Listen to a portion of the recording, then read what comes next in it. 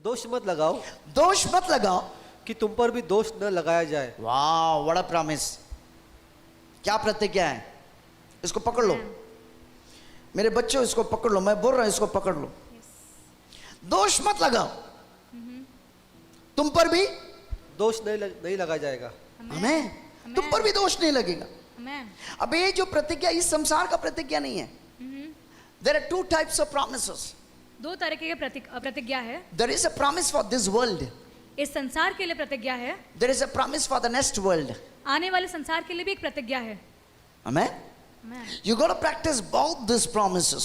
आपको दोनों प्रतिज्ञा को अभ्यास करना है। Now this is not a promise for this world. ये प्रतिज्ञा इस संसार के लिए नहीं है।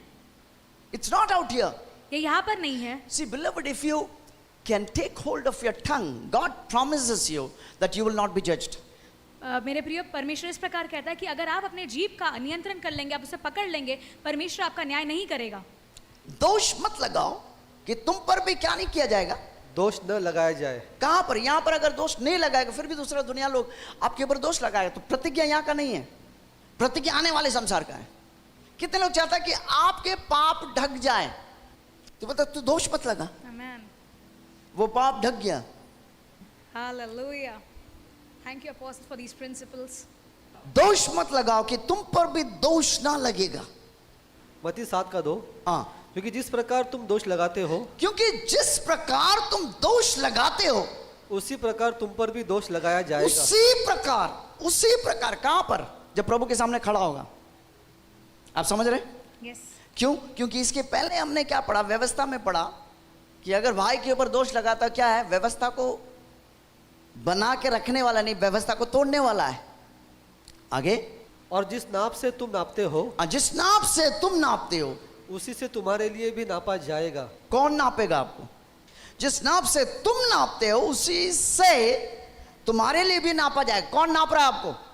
जिस नाप से तुम नापते हो उसी नाप से तुम्हारे लिए भी नापा जाएगा। कौन नाप रहा है आपको? कोई बोल रहा? हाँ, हेलो, कौन आपको नापेगा? प्रभु। किस पार? उस पार। कितने लोग सुन रहे मेरे बात को? जोर से बोलो, मैं सुन रहा हूं। मैं सुन रहा हूं। उसको पढ़ो। दोष मत लगाओ।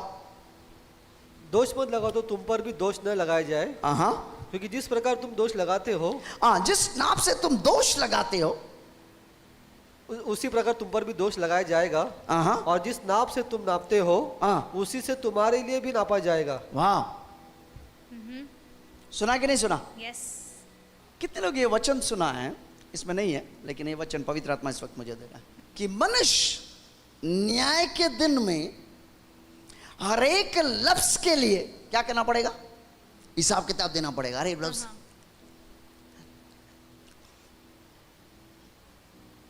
अब ये वो वचन और ये सेम वचन है।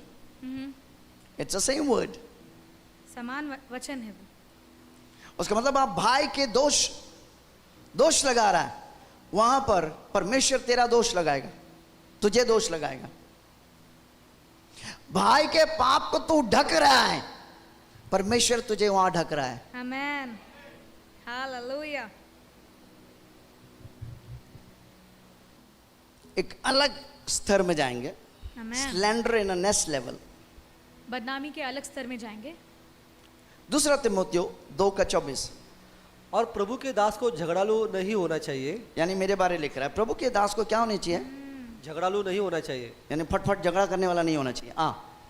पर वह सबके साथ कोमल, सबके साथ कोमल, और शिक्षा में निपुण, यानी शिक्षा से भरा हुआ, और सहनशील हो, सहनशील हो।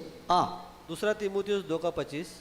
और विरोधियों को नम्रता से समझाए। और विरोधियों को, यानी प्रभु के दास के विरोध करने वाले विरोधियों को नम्रता से समझाए। नम्रता से समझाए। क्या जाने परमेश्वर उन्हें मन फिराव का मन दे कि वे भी सत्य को पहचाने, कि वह सत्य को पहचान ले। आगे, दूसरा तीमुथियुस 2:26।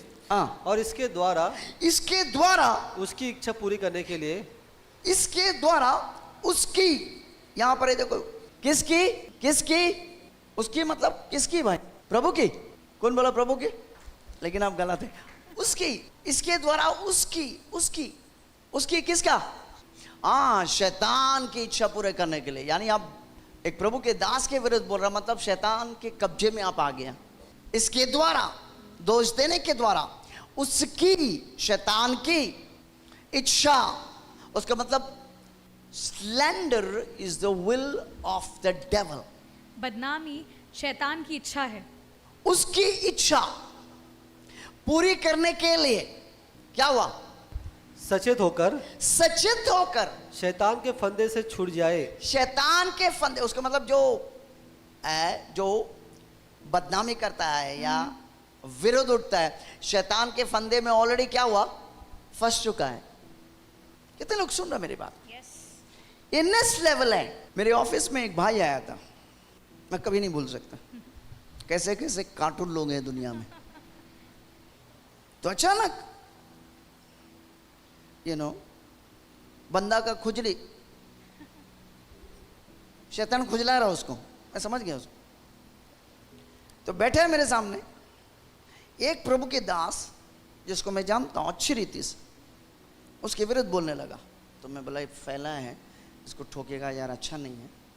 तो मैं उसको बात को बदला, भाई इसको जाने देगा, मुंह से ऐसे निकल गया होगा, अनजाने में किसी गलती हो जाता है, चलो माफ कर दिया।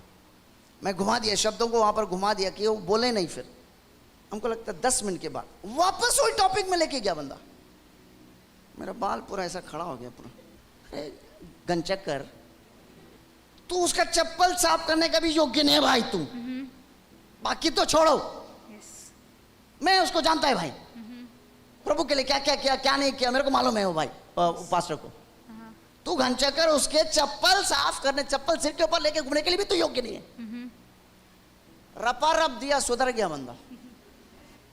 तू अपना कचरा मेरे ऑफिस में डाल के तू जाएगा, मैं तुझे जाने देगा? पास्टर जी माफ करना, मुझे ऐसा कोई सिखाया नहीं। बोला अच्छा हुआ, पहले वो मौका है, सिखा तेरे को लाठी मारने के लिए, तू मेरे को ही मौका दिया। मुंह खुलेगा यार, विश्वासी को मालूम ही नहीं है, शिक्षा नहीं है। किसी के खिलाफ कुछ भी बोलो और वो बच जाता, सोचते हैं। हम में से कोई भी ऐसा ना हो, आप अपने भाई का भी विरुद्ध नहीं बोलेंगे। अपने जीभ को संभाल लेंगे, कम बोलेंगे। मैं लोग हेलो, जोर से चिल्ला के बोलो आमेन। कम बोलेंगे आप।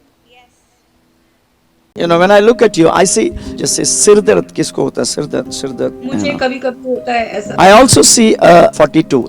जी मेरी एज है 42। मैं फिर जनवरी देख रहा हूँ। जनवरी में मेरी सासू माँ का बर्थडे आता है और मेरी मैरिज का डेट भी है, मेरा 4 जनवरी को है शादी।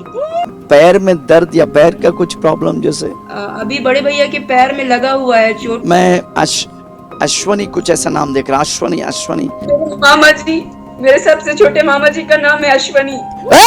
एम से मंजू मेरी सासू माँ का नाम है।